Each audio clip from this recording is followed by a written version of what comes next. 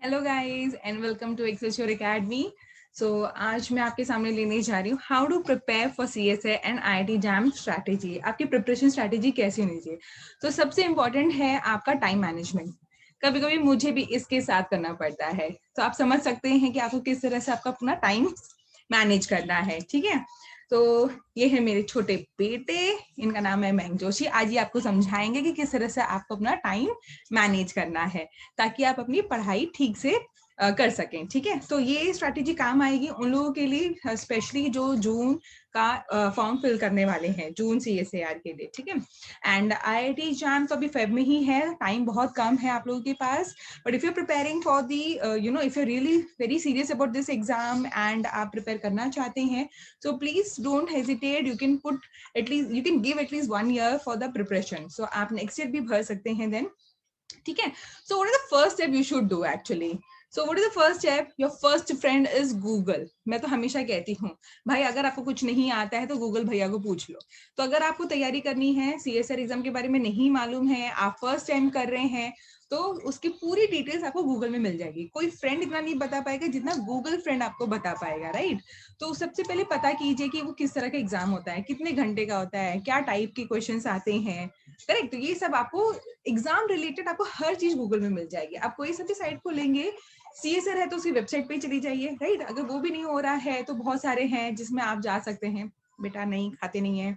हाँ, तो उसके बाद सेकंड होता है आपको एक सिलेबस डाउनलोड करना पड़ेगा। ठीक है ना, सबसे पहले इसमें क्या होता है, इट्स वेरी ऑब्वियस दैट आपको इसका सिलेबस सामने रखना ही चाहिए। यूजुअली आजकल क्या हो गया है, लोग इतने आलसी हो गए हैं कि उनको सब कुछ मोबाइल में चाहिए या लैपटॉप में चाहिए। फ्रैंकली स्पीकिंग, जब तक वो प्रिंट आउट आपके हाथ में नहीं है ना, तब तक आपका उतना सीरियसनेस नहीं आएगा। अब जितना ज्यादा प्रिंट आउट सामने रखेंगे, उसको जितने बार देखेंगे, तब आप समझ पाएंगे कि हाँ मुझे ये कंप्लीट करना है, ये पोर्शन कंप्लीट करना है, राइट? तो आप कर पाओगे। तो इसलिए my suggestion is you keep the printed PDF copy ready. Then you decide, okay CSR में तो इतने टॉपिक्स हैं, आईआईटी जैम गैटबी में इतने सिलेबस हैं, तो मुझे कौन सा पहले करना चाहिए, in which I am thoroughly I have expertise कि हाँ ये मैं सबसे पहले खत्म कर लूंगा। ऑफकोर्स जो इजी पोर्शन है वो सबसे पहले खत्म कर लीजिए, अगर आपके पास काफी टाइम है तो। और अगर कम टाइम है तो there is no need to prepare any new topic, अब वो नहीं कीजिए। ठीक है, पहला टारगेट यही होना चाहिए कि आपका एग्जाम क्लियर हो, उसके बाद हम सोच सकते हैं कि रैंक अच्छा आना चाहिए नहीं आना चाहिए। नेक्स्ट आप क्या करो, 5 साल के पुराने पीवाईक्यूज ले लो, प्रीवियस ईयर्स क्वेश्चन पेपर्स आप ले लो। ठीक है, तो सीएसआई के तो 10 हो जाएंगे, राइट? बाकी सबके आपके 1-5 ही हो जाएंगे, तो आप उसको सामने रखो।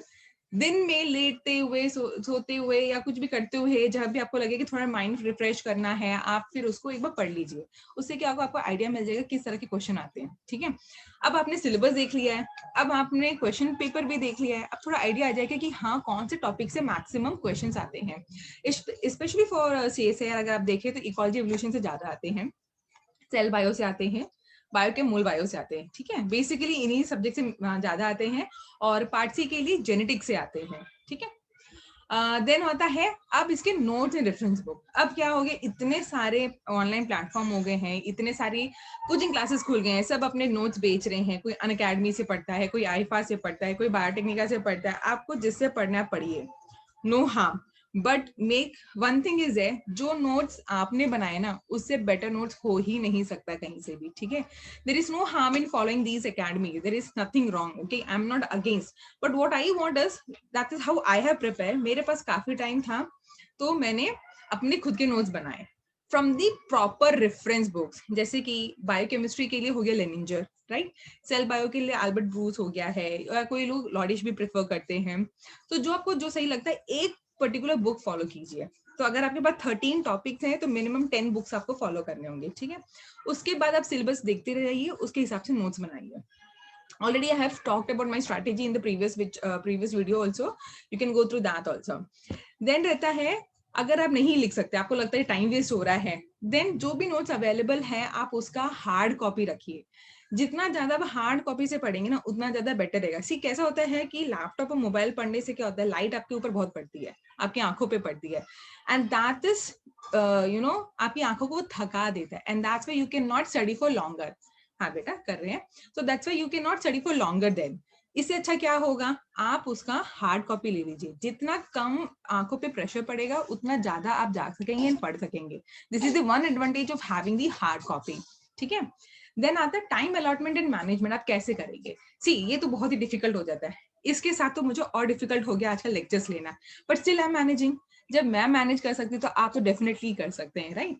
तो इसके लिए मैं क्या बताऊंगी, if you are not working and आप घर पे ही हैं, आपने ब्रेक लिया हुआ है, then what you can do is divide your time 24 hours divide into in such a way that कि आप दिन के कम से कम 8 घंटे पढ़ रहे हैं, and make sure it is not continuous. If it is continuous you will get bored and you won't study then. God bless you beta. So you won't study then. So make it in such a way that you are going to study continuously but taking a break in between. अगर उस break में आपको सोना है, नहाना धोना करना है, टीवी देखनी है या व्हाट्सएप करना है, जो भी करना है, बट मेक श्योर आप उस ब्रेक में ही कर रहे हैं, उसके बाद नहीं कर रहे हैं। ठीक है, yes. Then comes the expert guidance. इसमें क्या होता है, मुझे काफी बच्चों ने टेलीग्राम में पूछा कि मैम आपका गाइडेंस चाहिए मुझे कि किस तरह से प्रिपेयर करें। मैं सबको वही बोलती आई हूँ कि सबका स्ट्रैटेजी अलग होता है। मेरी स्ट्रैटेजी शायद आप ना फॉलो कर सके, आपकी कोई दूसरी ना कर सके, वो डिफिकल्ट हो जाता है, राइट? तो इसमें आपको क्या है, आपको कोई सब्जेक्ट नहीं आता है, ये पर्टिकुलर सब्जेक्ट कैसे पढ़ना चाहिए मैं आपको वो हेल्प कर सकती हूँ। ठीक है, मैं इवन पढ़ा भी सकती हूँ। If you approach me any particular topic is there, if you are not able to understand, I can teach that thing, no problem, there is no problem. I take Zoom classes also, so I can do that also for you. Don't worry, there is no fee for this, but yeah, it will take time because of this person, it will take time. So yeah, and then yes, so सबसे best यही रहेगा, आपने जितने भी सुने होंगे, जिन्होंने भी अच्छे रैंक लाए हों, सबसे सुना ही होगा, सबने यही बोला होगा कि आपको पिछले साल के क्वेश्चन पेपर फॉलो करने हैं। And why it is so important, because nowadays the papers are made by just changing the language. तो पिछले साल के क्वेश्चंस आप जितना ज्यादा करोगे उतना ज्यादा आपके लिए अच्छा रहेगा। So guys, I think this was helpful to you guys, and thank you for listening. He is my support, he is my moral support, so isliye he is also there in my academy now, he's also a part of it. So yeah, if any other doubts are there, please contact me at Excelsior Academy 1228@gmail.com, or you can message me in the Telegram also by the name Excelsior Academy. So bye guys.